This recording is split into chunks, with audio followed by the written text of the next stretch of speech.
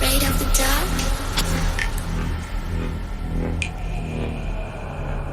Are you scared?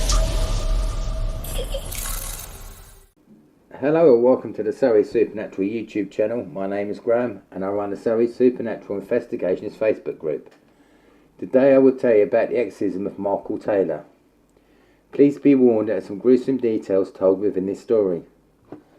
Michael Taylor was born in 1944 in England and became famous for the Ossett murder case and its alleged demonic possession. In September 1974, in a quiet little town called Ossett in Yorkshire, England, the residents were going around their normal daily business, not knowing that the eyes of the world would soon be on them for a murder and a case of evil beings and demons.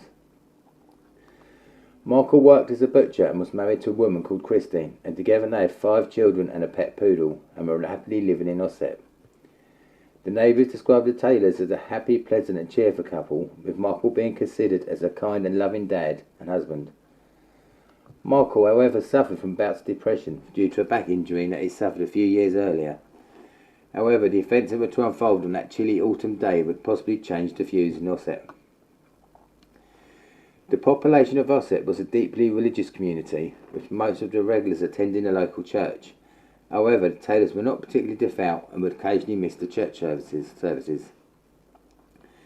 The Taylors' lack of interest in the church prompted a family friend of theirs, Barbara Wardman, to introduce them to a Christian fellowship group, which was led by a 21-year-old woman called Marie Robinson.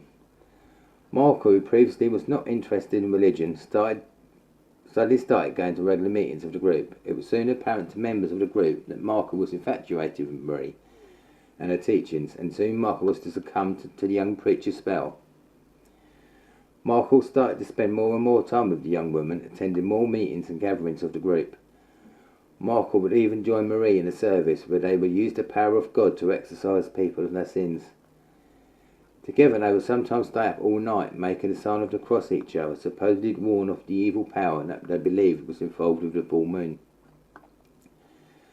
At home, Michael's attitude started to change. He became irritable, more argumentative and sullen towards his family, and he would spend less and less time with them.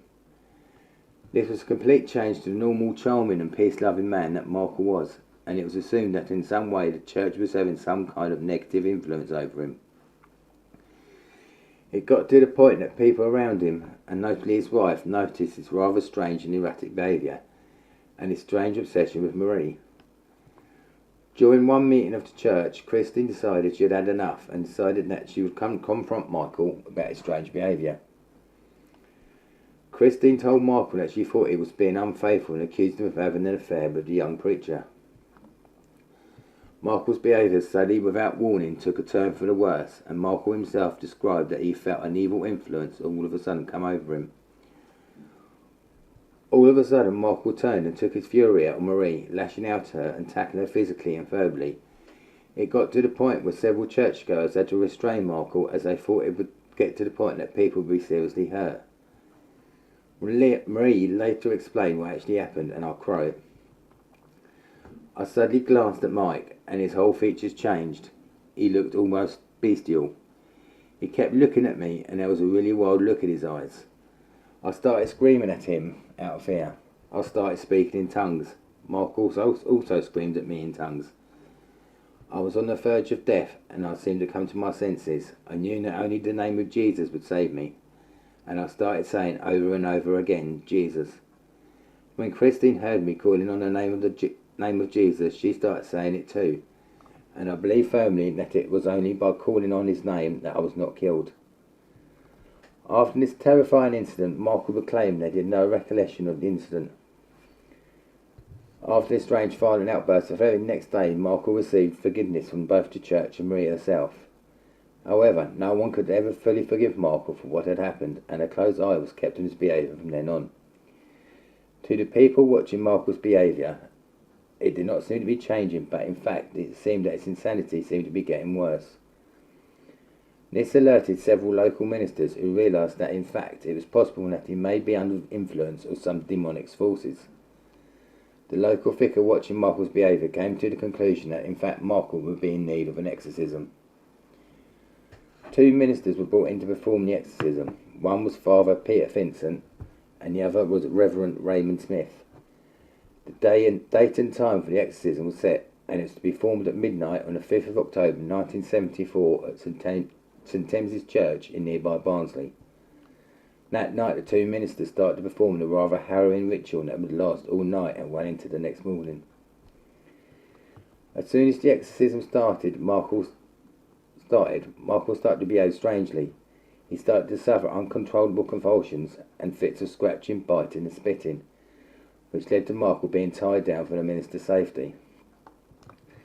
For the next 8 hours, Michael was to have crucifixes shoved into his mouth, was repeatedly doused in holy water and made to confess his sins. All the time this was happening, Michael would snap and growl at anyone who came close to him.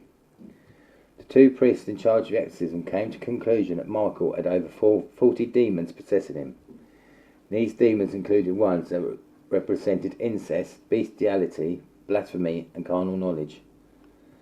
The demons who inhabited Michael's body were not to go without a fight, and each one had to be expelled and brought out kicking and screaming. By 8 a.m. on the 6th of October, the two priests performing the ritual were so tired and exhausted they decided to stop so they physically could go on no longer, and that the exorcism would have to be concluded on another day. However, the priest said that there were still 3 demons present inside Michael, those representing insanity, anger and murder, and they were digging their claws in and would not come out. Later, in a chilling detail, one of the witnesses to the exorcism, a minister's wife called Margaret Smith, claimed to have received a message who she believed was God, that one of the demons, the one of murder, was going to escape and kill Michael's wife Christine. The minister's wife pleaded with the priests to carry on with the ritual, but they refused, so she told Michael and Christine to go home and rest, as the exorcism was to be concluded the next day. If there was still demons still infesting Michael's body, no one knew, but what happened next was an act of pure evil and insanity. At 10 a.m, 2 hours after they were sent home to rest, Michael set about Christine in an incredibly vicious manner, strangling her to death with his bare hands, gouging her eyes out, and in fact of act of ghastly violence ripped most of her face off. After he finished killing Christine, Michael then attacked the family dog, picking it up and more or less ripping the poor animal's limbs off. Michael then walked into the street naked, with his body covered in blood, with his 2 victims. He walked along the street shouting, "It's the blood of Satan." A passing patrol car was soon to find Michael in his state and picked him up, and when they visited his home, they were shocked to find the body of Christine and the family dog laying on the floor in a pool of blood. In this quiet little town, the brutal murder and the stories of demonic possessions drew a media frenzy, and when the trial of Michael started, the prosecuting barrister told the jury that the details of his crime would make them believe they were possibly back in the Middle Ages.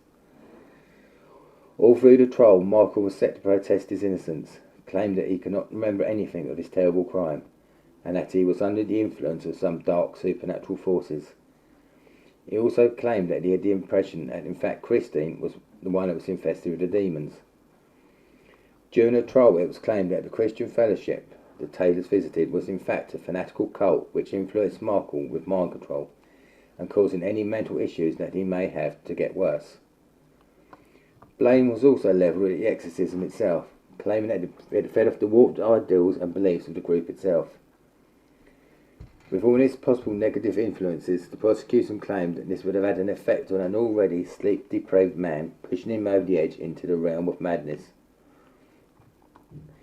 In the end, Michael was found not guilty by reason of clinical insanity, as he was deemed to be legally and clinically insane. Michael was sent to Broadmoor Secure Hospital for the mentally insane, in which he would stay for 2 years, and from here he was then sent to Bradford Royal Infirmary for another 2 years. He was then released back into the world. The aftermath of the trial brought public outcry for the use of exorcisms within the church, and in fact this has been recorded as the last ever exorcism performed by the Anglican Church. Father Peter Finston adamantly claims that this was in fact a true case of demonic possession and that Michael was indeed inhabited by demons. After Michael was released back into the world, his behaviour did not seem to improve. He would fall into a deep depression and would make 4 unsuccessful suicide attempts. In July 2005, Michael, famous for murder and demonic possession, was to hit the news yet again when he was arrested for assault for an underage girl.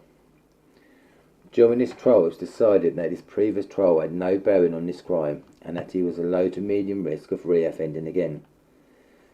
Due to his lack of no other sexual-related crimes, Michael was sentenced to a 3-year stint of community service and more psychiatric treatment. Thank you for listening. What do you think of this story? Why not comment below, and don't forget to like and subscribe and share. Stay safe and bye for now, paranormal peeps.